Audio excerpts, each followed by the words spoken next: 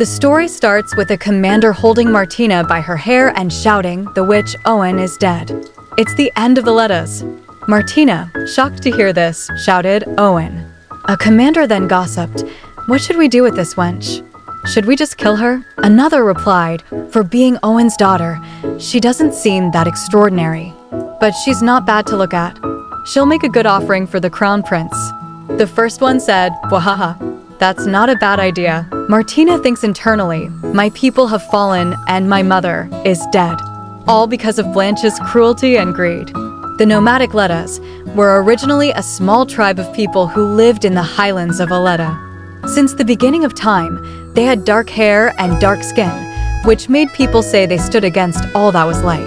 They were originally called tames, the seeds planted by demons, the source of all crimes, the servants of evil. Just because they were different, some foolish humans tried to shun them in an attempt to show their superiority. They branded the Aeltans with many unpleasant names, tarnishing their reputation. Due to continued invasions from the Blanche Kingdom, many Aeltans lost their lives. Those who survived were eventually driven from their ancestral home. Since then, 300 years passed, and many things changed within that time.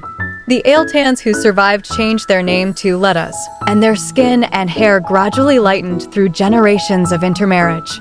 As nomads without a home, the Letas wandered throughout the country, making their living through entertainment.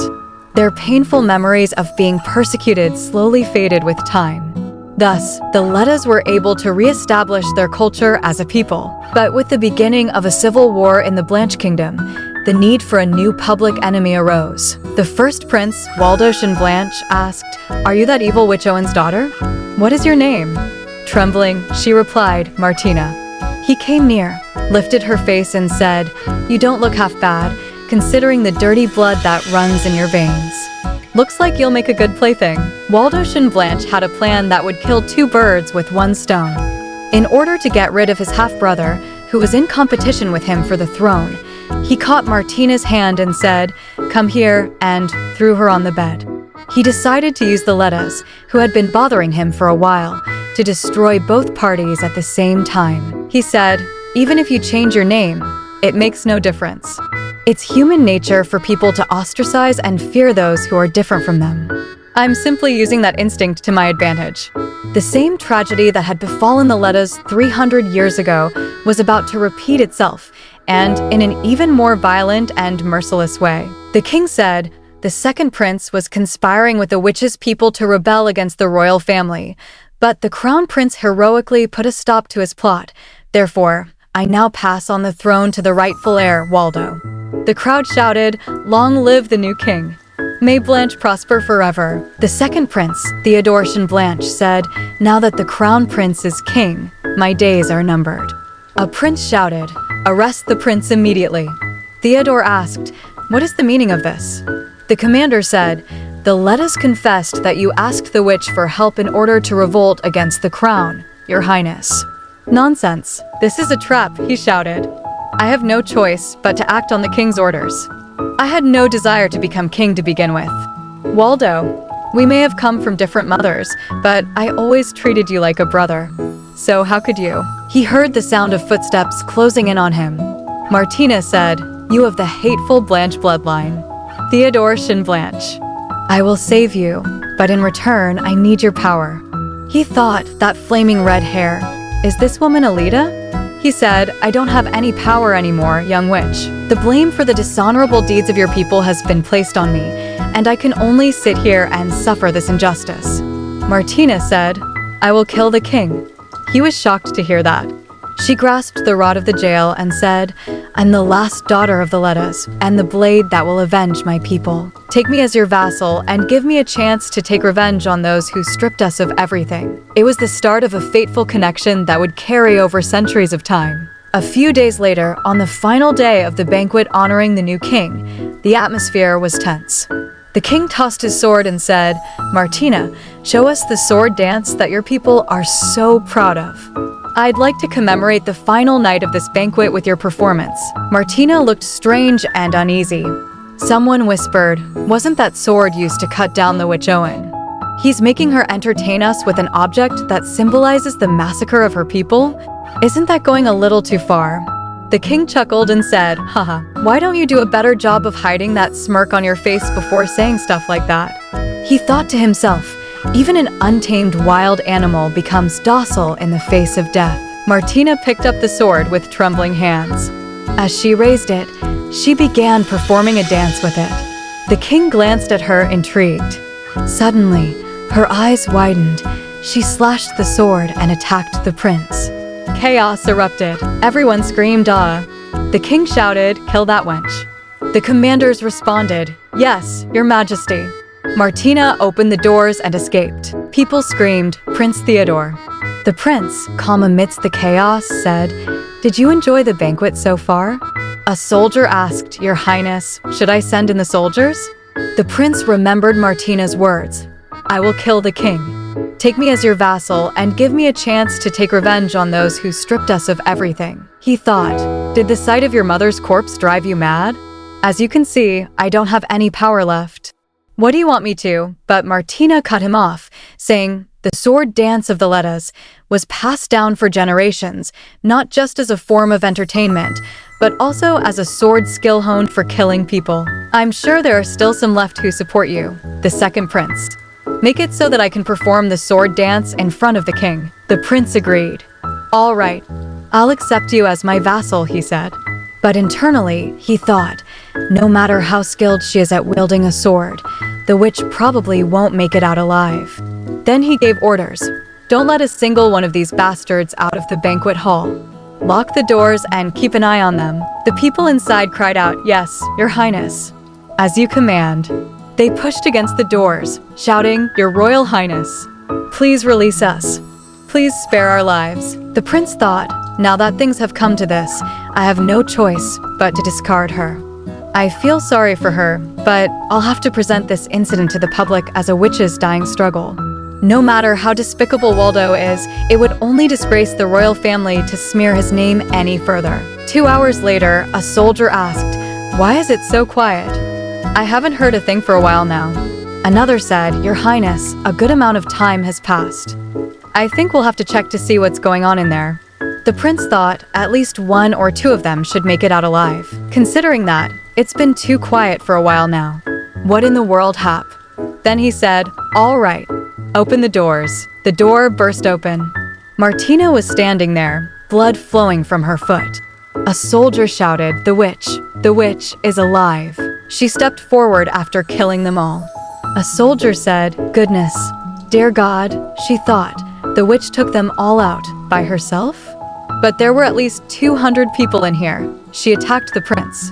The prince was trembling with fear. He cried out, Have mercy on me, please. She grasped the sword on his neck.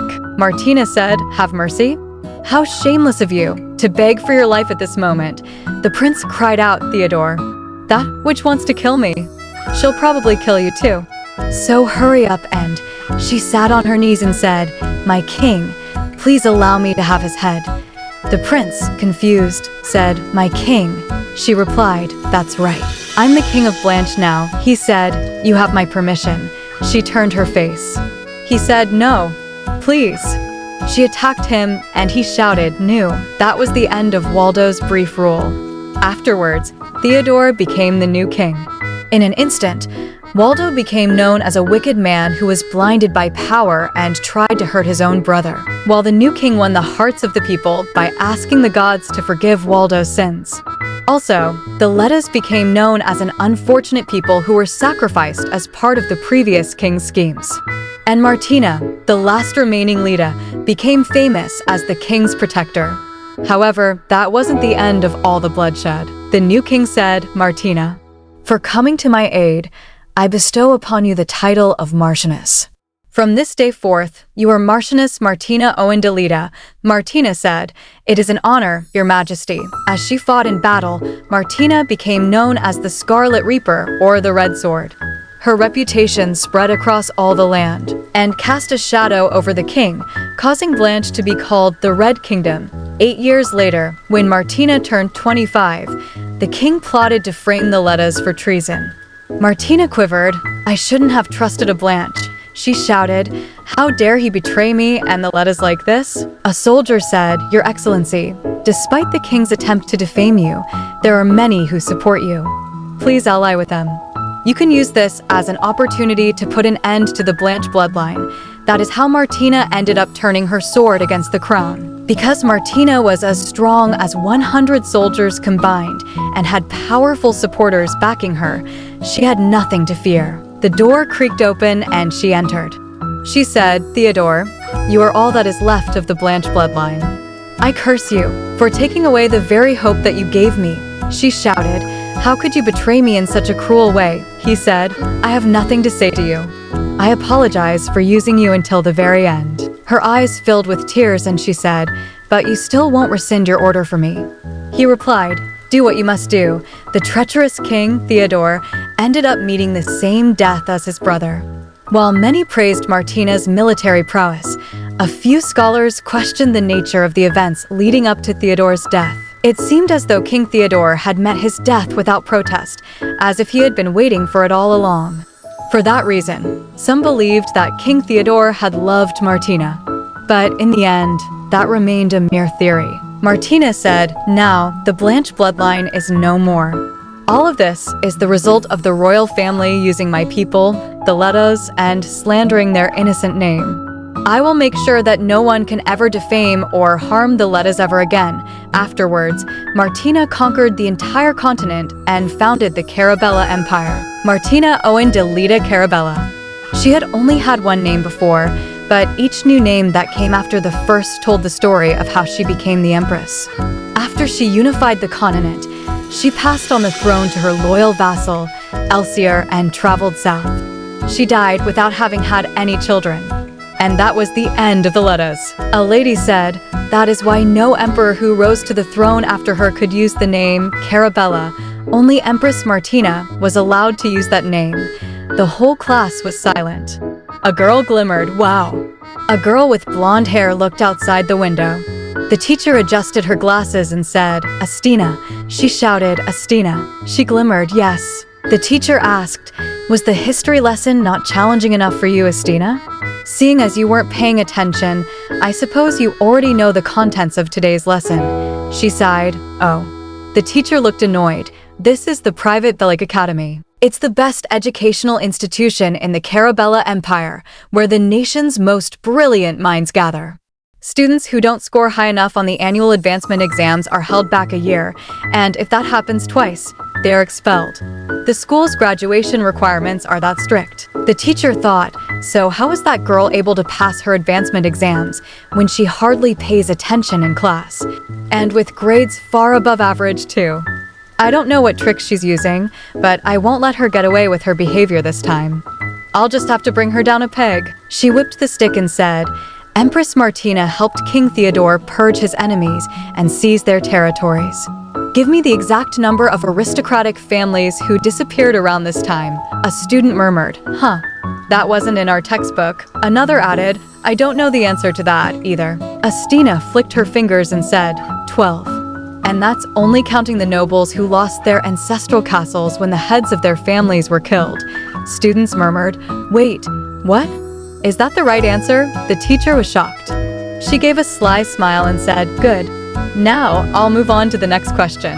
King Theodore's aunt, Princess Celine, married Duke Adalenta. As the Duchess, Princess Celine supported King Theodore instead of Crown Prince Waldo, who was the son of the Queen. What was the reason for that? Astina answered, "Lady Ansel, the previous king's concubine and King Theodore's mother, was the eldest daughter of Count Charlotte. At the time, Countess Charlotte was a lady-in-waiting who assisted Princess Celine during her time at court. So there was a long-standing relationship between the two of them." The teacher looked confused. Students murmured, "Yeah, looks like she got it right again." The teacher whispered, "Shoo. Quiet." She said, "I didn't know you had such a comprehensive knowledge of history, Astina. I would like to hear some of your insight for my current research. I didn't want this to happen. What do you think about the final conversation between Empress Martina and King Theodore?" Many scholars have interpreted it in a symbolic way. They think the betrayal Martina spoke of referred to King Theodore being of the Blanche bloodline, and that she strategically manipulated the king into accusing her of treason in order to claim the throne for herself. What is your opinion on their theory, Estina? The teacher asked. Everyone looked nervous. The teacher thought, how dare she disrespect a history scholar of my level? Let's see what clever answer she has for us this time. Astina thought, this has become more trouble than it's worth. I guess I should pay attention in history class from now on. She stood up and said, it's true that Theodore's betrayal was the cruelest thing he could do to Martina. The teacher asked, why is that? Astina answered, because Martina loved King Theodore. The teacher looked confused. What? The whole class looked stunned. Everyone started laughing. The teacher adjusted her glasses and asked, Are you trying to mock me, Astina? Students walking out said, thank you, Professor. See you at the next lesson. The teacher shouted, no, wait. Outside the classroom, everyone was laughing. A girl said, you're so mischievous, Astina. Talking back to your professor like that. Astina thought, I can't believe word got around already. She said, I wasn't talking back to her, Kanna. Kanna said, I heard you were staring out the window for the entire lesson. Astina said, I was ruminating on some poetry, like a lady. Kanna replied, making a fool out of the professor isn't very ladylike. She thought internally, you really are so peculiar. People say geniuses are an eccentric bunch. My sister, Astina, is a genius herself. She started talking much earlier than other children and read mountains of difficult history books when she was little.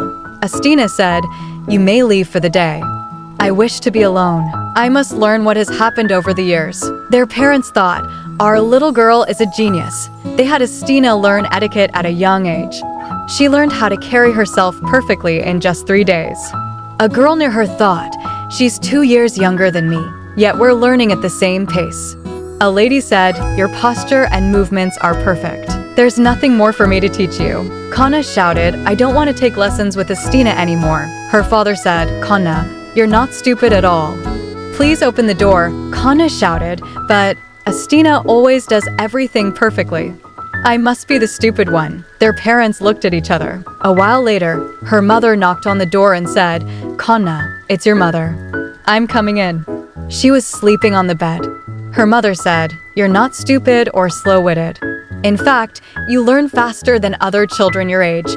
Kanna asked, really? Her mother chuckled, of course. It's just that Astina is a little special. You're growing up wonderfully in your own way, and we all love you. So don't be so sad. She opened the door and said, Astina. Astina said, don't be disappointed in yourself so soon in life, Kanna. She was surprised. What? Astina said, otherwise, your limits will haunt you until the day you die, as she said those words. Astina's face looked much too stern and mature for a 10-year-old girl. After that, there was the year when I was 14 and Astina was 12. Kanna asked, do I look like an idiot to you? You can't use all your strength to strike without knowing exactly where your target is. How do you expect to defend yourself as you try to pick your sword back up? She thinks, isn't that the knight we recently hired to be our bodyguard? Sir Hyzen, was it? He shouted, I'm sorry. It was my mistake. Kanna asked, why are you apologizing to me? Astina interrupted, if this is the best you can do as a bodyguard, you won't be able to protect our father, and you yourself will only end up getting killed in vain. It's crucial that you improve your skills. Kanna shouted, I'm sorry for letting you down, master. Astina said, I don't remember taking on a student like you. She thinks, are they training with swords? Who's the master again? She stepped and looked in the bushes and said, Kanna. Kanna said, Astina said, don't tell anyone about this. Kanna said, why not? If father finds out that his knight is this incompetent, it'll make him sad. Master shocked and saying, Master, I mean, Miss Astina. Kanna said, that's not the problem. Father said swords are dangerous. Astina grabbed her and said, listen to me, Kanna. There's nothing more dangerous than becoming weak. Kanna shocked, what? Astina continued, I'll give you my dessert for a month. Please keep this a secret. When I saw her after I holed up in my room for a day, and even when I caught her training the night, I couldn't understand what Astina was saying. Kanna thinks ever since she was little, she spoke like someone who is 50 or 60 years old. I'm sure even the history professor, who is rumored to be strict, is no match for her. Kana said, anyhow, you should stop provoking Professor Octavia, unless you want her to be on your case until you graduate. Astina said I gave her a serious answer. Kana asked then, you're saying you really believe King Theodore and Empress Martina's love story? Astina replied, you might not believe it, but I really do think it's true. Martina Owen de Lita Carabella. Kana surprised, huh? Astina said the "duh" was added to the names of all the marquises in the Blanche Kingdom. And Empress Martina was the Carabella Empire's first empress. Kana asked, so why didn't she discard her name from her past as a marchioness? When it was a title that was given to her by the king, who had betrayed her. Well, she thinks, come to think of it, why did she keep that name? I just memorized the empress's name as it was written in our textbooks. I never really thought about why her name was the way it was. Astina said Astina didn't want to throw away the name that Theodore gave her. Kana surprised, Astina? Astina said, oh, my mistake. I meant Martina. Kana chuckled as saying, I didn't know you understood Empress Martina so well. Astina said, of course I do. Probably as much as the Empress herself. Kana asked, but how? Astina smiled as saying, I'm a genius, remember? Rachel was dashing towards them and shouted Kana. Kana shocked as saying, what is it? Did something happen? Rachel said, what are you going to do, Kana? Astina said, Rachel. Astina took the papers from Rachel and read it. Rachel said, I accidentally opened a letter. That was meant for Kana. Then she cried out and the letter said. Kana, looking anxious, said, what about it made you cry like this? Tell me what it says, Astina. She shouted, Astina, Rachel. What in the world does it say? Rachel said, Kana. It says you're to wed Archduke Adalenta. Kana, shocked, said, Archduke Adalenta. You mean Theriod the Beast? Kana, I'm writing to you with urgent news. First of all, a little while back, your father's trading company faced a huge crisis. He invested almost our entire fortune in some goods that he recently exported. But the ship transporting the goods sank when it was hit by a storm. Because of that, we were about to lose everything, even our estate. But one of our trading partners, House Adalenta, offered to pay off all our debts on the condition that you marry the Archduke. I'm truly sorry, my darling. The fate of our family was on the line, so we had no choice. You will be getting married in a week, so come home as soon as possible. We'll discuss this further when you're here. I'm sorry. I'm so sorry. Kana said, I need to go home. Rachel cried out, Kana, are you okay? Kana stepped outside. Astina said, I'll go talk to her. House Adalenta. The family has been around since the very beginning of the Blanche Kingdom. Even after Empress Martina established the Carabella Empire, the head of the family pledged his loyalty to her as her vassal and retained his title. Normally, a small family like House Leit wouldn't have had any relationship with House Adalenta, no matter how much money the Count offered the Archduke. The Adalentas are a powerful family with a long history, but they had a very serious problem on their hands. The current Archduke was a monster covered in fur, with the eyes of a snake. Archduke Theriod van Adalenta was once praised for his good looks. No one knew exactly when and why he started to change. However, rumors that the Archduke was a murderous monster who ripped people apart spread far and wide. Kana thinks, they're saying I have to marry a monster like that? I have to bear the child of a beast that tears people to shreds. If that's not a death sentence, what is? Astina said, Kana. Kana said, you know I was joking when I teased you earlier, right? Astina replied, I know. Kana said, you might be a little odd, but I still love you. Astina said, I'm aware of that, too. She hugged her, saying, don't go, Kana. Kana said, as the children of Count Leit, we were blessed in many ways. Now, it's my turn to fulfill my duties as a member of this family. This is what marriage is normally like for noble women, anyway. Astina said, no, you're wrong. Not all noble women have to face the possibility of death when they get married.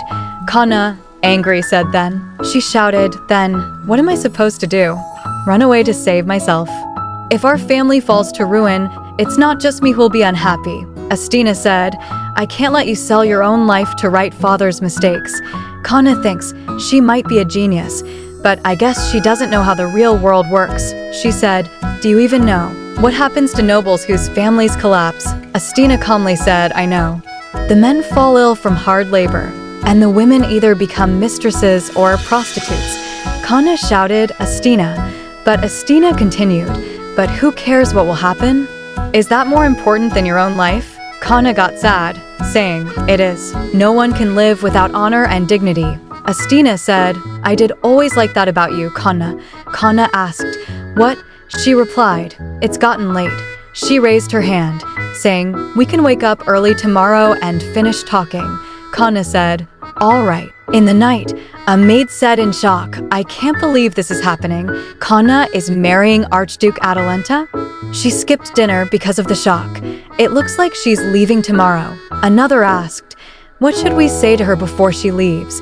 Then she replied, let her rest for now. She said she would sleep with Estina tonight. Kana thinks, how long has it been since we slept in the same bed like this? Maybe 10 years. Whenever I had a nightmare as a kid, Astina would come sleep with me in my bed. Even then, she consoled me like an adult, not a child. To think we're sleeping together again at our age. She turned her face and started crying. She thinks, I guess this is the last time we ever will. Astina, thinking internally, says, don't go, Kana. I won't let you leave. Astina said, Kana. She asked, what is it? Astina said, thanks for not telling anyone about what happened with Sir Hyzen. She replied, no one would have believed me, even if I had. Astina said, maybe you're right. She thinks I saw everything with my own 2 eyes. And I still thought that I was dreaming. Kana asked, how did you and Sir Hyzen end up sparring anyway? Astina replied, he caught me stealing a sword. She turned and said, what? So he was taking lessons from a sword thief? Astina said, I asked him for a sword that I could practice with, but he gave me a wooden one and started acting cocky. She said, you better not regret this later. Astina said, so I gave him a good thrashing. Kana chuckled. Is that why Sir Hyzen started drinking a lot and crying about losing his family heirloom back then? Astina said, I teased him for a bit and gave the sword back to him before I left for the academy. She said, here. I got good use out of it. The master cried out, don't go, Miss Estina. I can't live without you. She replied, don't say stuff like that. People might get the wrong idea. The master said, are you going to major in sword fighting? You'll graduate early and come back soon, right? She replied, no, I'm going to be there for the full 7 years. And I'm majoring in politics. The master, shocked, what? Kana said, I didn't think you'd come here to study politics, either. I was so happy that I got to study with you, but today's the end of that. Astina said, go to sleep now. You have to wake up early tomorrow. Kana said, okay. After a while, Astina woke up and thought, she's asleep. She picked up a bag and stepped outside. Looks like graduating from the academy is out of the question now. Is it impossible for me to live a normal life this time around too? I was 3 when I realized who I was. Why was I born again? Once she fully came to, she realized that over 100 years had already passed since her life as Martina ended. Why do I remember my past life? At the time, my situation made me feel frustrated and empty. All the people I knew are already dead and gone. I wonder if he reincarnated as well. Suddenly, she recalled a guy saying, Tina. Then she shut the book and placed it on the ground. I'm Estina now, I'm no longer Martina. I had felt lost before, but I decided that I'd do my best with the life that was given to me. As Estina. She entered the horse farm, saying, but this is an exception. She thought, as the former Martina, I might have a chance of surviving. But Kana lived her whole life as a noble lady. She wouldn't last a day at House Adalenta. If anything goes wrong, I'll cut the beast down and run off to live on my own. She saw someone and thought, is that a security guard? No, they're too small. That's... Kana shouted, Astina. Stop, Astina wondered, Kana? I thought she was asleep. She stopped her horse. Kana asked, what are you doing? Where are you sneaking off to? She replied, I'll go to House Adalenta instead. Kana shouted, have you lost your mind? Astina said, I won't die. You know I taught Sir Hyzen how to wield a sword. Kana shouted, the Archduke is a monster. He's not human, Estina. Astina said, good. I'll be able to kill him without hesitation. I don't want to kill any more people. Kana, confused, thought, what? She doesn't want to kill any more people. Does that mean she is before? She said, I'll go with you. Astina said, Kana. Let's just go home and discuss this there. Even if I went, you wouldn't have let me go alone. Stay here, Kana. If you come with me, it'll just weaken my resolve. Kana shouted, I have to go, Astina. She replied, you can't. If you follow me, I'll curse you as I die. Kana, shocked. What? Astina shoved her. Kana flew to the ground. She shouted, giddy up. Astina, House Adalenta. A man said, a year has passed since the Archduke's transformation. Another replied, who could have known the genetic disease would manifest in him so late? He can't even have a son anymore. What are we to do? Of the 5 executioners we sent to his room, 2 have died. Forget about him having a son. No one can even approach him in his state. The gate man thought, poor Master Theriod. He was such a beautiful and noble man, so how? A year ago, Theriod said, Oliver. He replied, yes, Master. Theriod said, I have no memories of last night. Oliver said, it is probably because you're tired, sir. Theriod said, no, I found the recent increase in attacks strange, so I made sure to stay awake. But I can't remember a thing from then. Do you understand what I'm saying, Oliver? He replied, no, that can't be, sir. Theriod said, in the end, I couldn't escape this tragic fate, either. The title of Archduke has changed hands 15 times in House Adalenta during the past 100 years.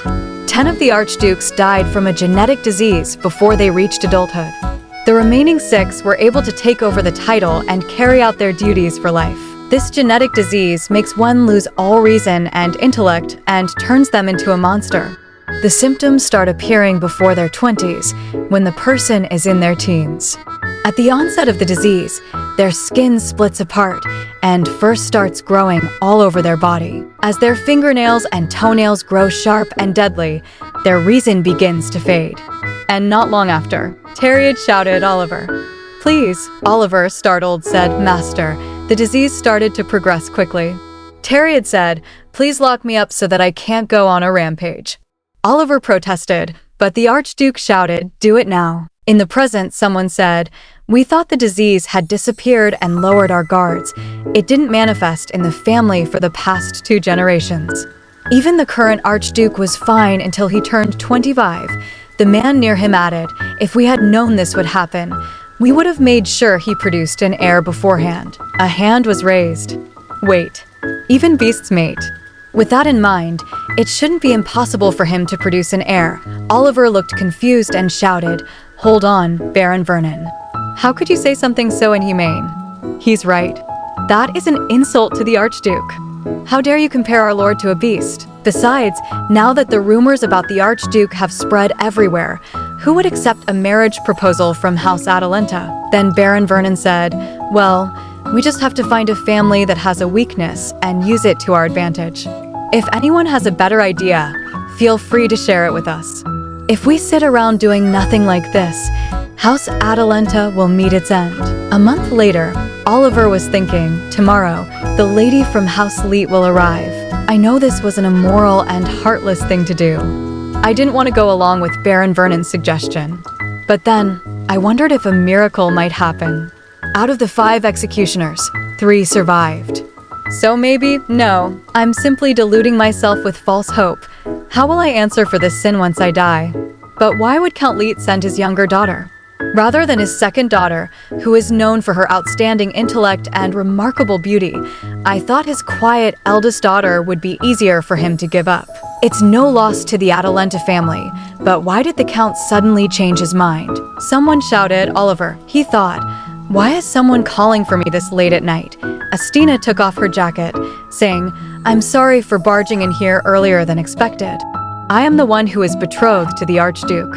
Astina Leit. Oliver asked, were you not supposed to arrive tomorrow afternoon, my lady?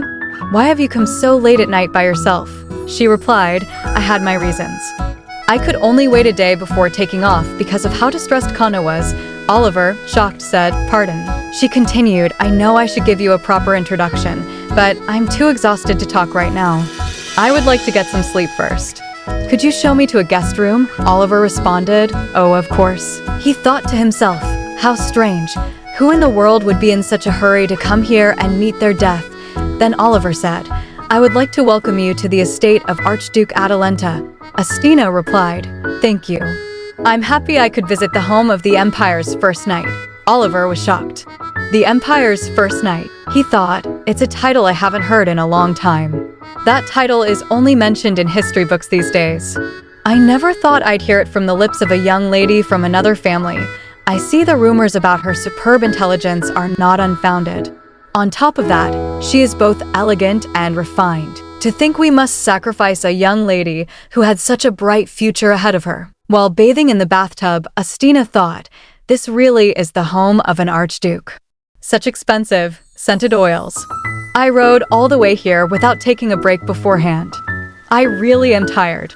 But if I had delayed myself even a little, Kanna would have caught up with me. Father asked Estina. Estina replied, "Why did you try to send Kanna to the Archduke?" She would have met a futile death without even being able to put up a fight. He shouted, "They asked for Kanna." Mother shouted, "Don't you understand, Estina? How could I possibly choose one of you to send off to your death?" How? If I had weighed in on that choice at all, it would have meant that I was killing one of you myself. How could I do something like that? How could I dare? Father said, "Calm down, my dear." Estina said, "I'll go instead. This isn't your choice, but mine. Maybe it would have been better if our family had been ruined to begin with. Then we wouldn't have had anything to lose." No, on second thought, that might not have been the case. She got out from the bathtub. First, I need to see what state the Archduke is in. If giving birth to an heir will solve the problem at hand, there's no reason for me not to. But if things don't work out favorably, I'll just have to kill him. That might even be a show of mercy for a man who has turned into a beast. The next day, early in the morning, Oliver sighed and thought, now that it's come to this, I might as well get it over with. I hope she doesn't try to run away after coming all the way here. He knocked and said, "Lady Estina." "It is I, Oliver the butler," he thought. "Is she still asleep?" Estina asked, "What is it?" Oliver turned and thought, has she been exercising? But it's still so early in the morning. Estina saw the envelope in his hands and thought, is that the marriage certificate? It's a little early for a wedding ceremony, is it not? I've never heard of such a slapdash marriage. Well, I guess I'm thankful that they're just getting on with it. Estina sat on the sofa and started reading. Oliver was thinking, judging from her morning exercise and the sharp tone of her words, she seems very different from all the other young noblewomen that I've met. Estina said, "Theriod van Adalenta." She thought, is this the name of my first husband? His name is similar to Theodore's. Instead of a signature, it's been stamped with a seal. Oliver said, "You can sign on the bottom." Unfortunately, the Archduke isn't in a condition to come greet you at the moment, so I am here in his stead. I hope you'll understand. Estina handed the document back and said, "I'm done." Oliver responded, "Yes, my lady." He thought, even her handwriting is strong and elegant. She doesn't seem like a person who has been sold off to a beast. That afternoon, it's nice to meet you, Archduchess. My name is Rebecca Fallet. I am here to help you prepare for your first night with the Archduke. Estina said, "Greetings, Baroness Fallet. I am Estina van Adalenta. I still have a lot to learn, so I look forward to your lessons." Fallet said, "Thank you." Estina thought, it's funny enough that I'm using the surname of a man I haven't even met yet, but I already have to spend the night with him? If Kanna were here, she would be crying a puddle of tears already. She hesitated and said, "I shall speak with caution, since I don't wish to scare you, your grace." Estina replied, "Please feel free to speak comfortably." Fallet said, "First of all, the Archduke bears a close resemblance to a wolf. He also behaves much like a wolf, so I believe he would act as a wolf would on his wedding night. He also behaves much like a wolf, so I believe he would act as a wolf would on his wedding night." Estina thought, "A wolf. I'm glad that it's a good-looking animal, at least." Fallet said, "What you must understand is that the way canines have relations is vastly different from how humans have them." Estina asked, "How is it different?" Fallet replied, "Well, you see." Estina thought, "I thought I'd seen and heard everything over the years, but it's the first time I've had to learn something like this. Although it'll become useless knowledge if I end up cutting his head off first.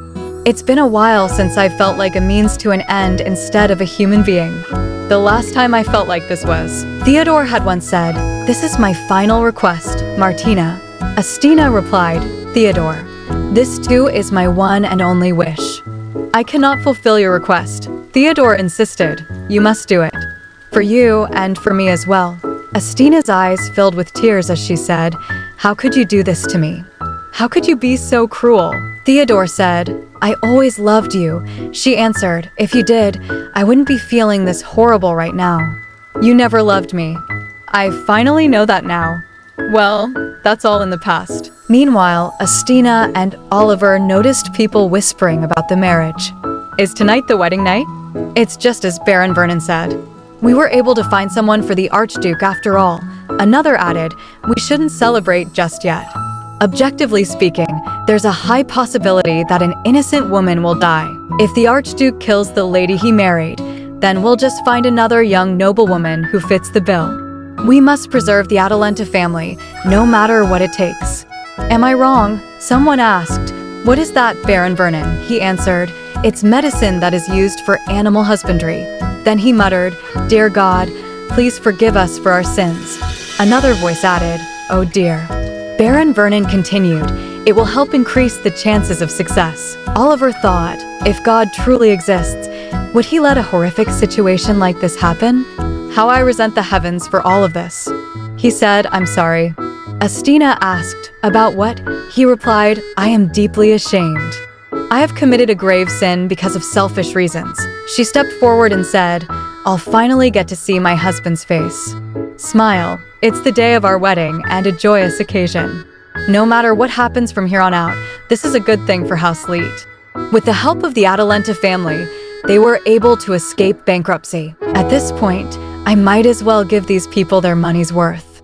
"I'll try my best not to kill the Archduke." Oliver said, "This is the room." She commented, "It's dark inside." He replied, "May God protect you." There was complete silence outside. An hour later, a maid said, "I think it'll be best to send away the younger maids. The sight of blood might shock them." Oliver said, "If any of you are scared, you may return to your chambers." The maid answered, "Then we shall be on our way." Oliver asked, "Did you prepare the tranquilizer?" A man replied, "Yes. We have enough to put out a wild bear." Oliver thought, "It's strangely quiet. If she doesn't come out in an hour, we'll have to go in and rescue her." Suddenly, the sound of the door opening echoed. Oliver thought, finally. Everyone was shocked to see Estina dragging the Archduke by his foot. She said, "There's a problem. It seems that the Archduke is unable to perform."